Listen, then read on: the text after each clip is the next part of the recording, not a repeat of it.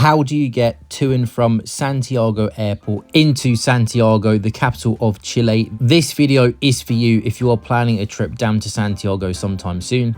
Now, first things first, if you do need to book your flights to and from Santiago, I recommend using Skyscanner, and the link is below in the description and the comment section. Skyscanner is the world's leading flight comparison site. I always use Skyscanner to book my flights. They provide you with all the deals for the flights that you want to take. And also, if you are interested in going to Argentina as well as Chile, you may be interested in getting yourself a VPN, because a VPN can actually save you a good amount of money on flight prices in both Chile and Argentina, because the currencies in Chile and Argentina are very big. So that means that sometimes you can access flight deals by changing your virtual location of your devices to either Chile and Argentina, which means you save a bit of money, because sometimes the flight prices listed in Chilean or Argentinian pesos actually turn out to be cheaper than the flight prices listed in your home currency when your device is connected to your home country's network. So do check out the link below in the comment section and also the description too. That link is the link to the VPN provider that I use. Their prices are affordable and their website is very easy to use, so do check them out.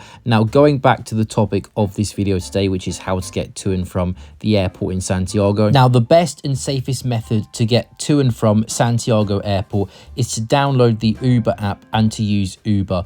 Uber works to and from the airport. Now, Uber is safe and readily available throughout the city of Santiago, so I definitely recommend using Uber. You can see all the ratings and reviews of all the drivers available in Santiago when you use Uber. Now, just something to be aware of if you're going to Santiago Airport.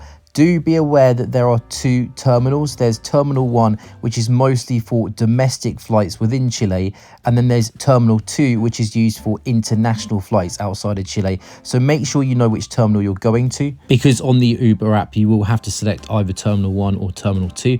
Now, in terms of how much Ubers cost in Santiago, to give you a flavor, my Uber from the Providencia neighborhood of the city to the airport cost me around 22,000 Chilean pesos. So in US dollars, that's currently about 25 US dollars. And for a bit of context in terms of how long that journey was, it was about a 10-11 mile journey, so about a 16 to 17 kilometer journey, which compared with European and North American Uber prices is actually pretty decent. It is cheaper than most places in the West, but compared with places like Brazil, Argentina, it is actually a little bit more pricier, but still quite affordable. Now, an alternative to Uber would be to take a taxi, but personally speaking, I would not recommend taking taxis in big Latin American cities, just because they're probably going to be pricier and you never know, you could be scammed. Now, an alternative and more expensive method to get to and from the airport would be to use a private transfer. I've actually put a link below in both the description and the comment section to where you can book a private transfer if you are looking for more comfort. But the cheapest and safest method would still be Uber. Now, there is actually no metro connection